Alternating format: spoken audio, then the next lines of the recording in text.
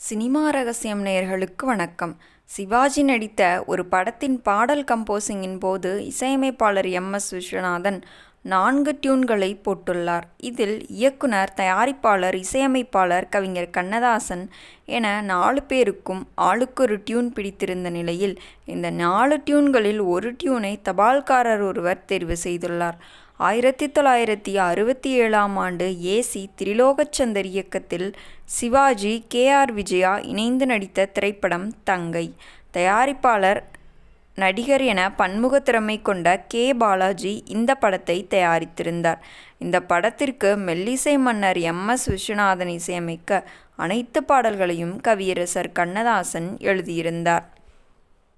படம் பெரிய வெற்றி படமாக அமைந்த நிலையில் அனைத்து பாடல்களும் ரசிகர்கள் மத்தியில் நல்ல வரவேற்பை பெற்றிருந்தது. இந்த படத்திற்கான பாடல் கம்போசிங்கில் இருந்தபோது ஒரு பாடலுக்காக எம்.எஸ். விஸ்வநாதன் 8 டியூன்களை போட்டுள்ளார். இதில் 4 டியூன்களில் கண்ணதாசன், தயாரிப்பாளர் பாலாஜி, இயக்குனர் திரிலோகச்சந்தர், இசையமைப்பாளர் எம்.எஸ்.வி. ஆகிய 4வருக்கும் ஒவ்வொரு டியூன் பிடித்துள்ளது. ஆனால் இதை எதில் தேர்வு செய்வது என்று தெரியவில்லை என்று சொல்லிவிட்டு குழப்பத்தில் இருந்துள்ளார். அப்போது தபால் டெலிவரி கொடுப்பதற்காக தபால்காரர் வந்துள்ளார். அவரை பார்த்த கவியரசர் கண்ணதாசன், "கொஞ்சம் நில்லுப்பா" என்று சொல்லிவிட்டு எம்.எஸ்.வியிடம் அந்த தேர்வு செய்யப்பட்ட 4 டியூன்களையும் வாசிக்கச் சொல்லியுள்ளார்.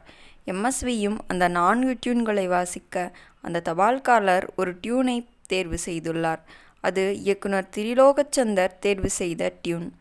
தபால்காரர் தேர்வு செய்த அந்த டியூனைத்தான். அந்த பாடல்தான் "கேட்டவரெல்லாம் பாடலாம்" என்ற பாடல். இந்த பாடல் இப்போதும் ரசிகர்கள் மத்தியில் நல்ல வரவேற்பை பெற்று வருகிறது. டி.எம். சௌந்தரராஜன் பாடிய இந்த பாடல் ரசிகர்கள் மத்தியில் இன்றும் ரசிக்கக்கூடிய ஒரு பாடலாக உள்ளது. தொடர்ந்து அடுத்த பாடலுக்கான கம்போசிங் நடைபெறும் போது எம்.எஸ்.வி. டியூனை வாசித்துள்ளார். இதை கேட்ட பாலாஜி, "அருமையாக இருக்கிறது, இதை வைத்து கொள்ளலாம்" என்று சொல்ல, உடனடியாக அருகில் இருந்த கண்ணதாசன், "என்ன ஆச்சு, இன்னும் அந்த தபால்காரர் வரவில்லையா" என்று கேட்க அங்கிருந்த அனைவரும் சிரிப்பை அடக்க முடியாமல் சிரித்துள்ளனர்.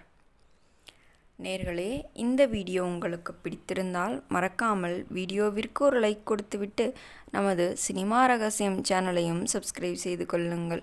கவியரசர் கண்ணதாசன் எழுதிய பாடல்களில் உங்களுக்கு மிகவும் பிடித்த பாடல் எது என்பதை மறக்காமல் கமெண்டில் கமெண்ட் செய்யுங்கள். அதேபோல் அந்த பாடல் உங்கள் வாழ்வில் ஏதாவது ஒரு தாக்கத்தை ஏற்படுத்தியுள்ளதா என்பதையும் மறக்காமல் சொல்லுங்கள். மேலும் இது போன்ற சுவாரஸ்யமான சினிமா தகவல்களை தெரிந்து கொள்ள வேண்டுமென்றால் உடனடியாக நமது சினிமா ரகசியம் சேனலை சப்ஸ்கிரைப் செய்து கொள்ளுங்கள்.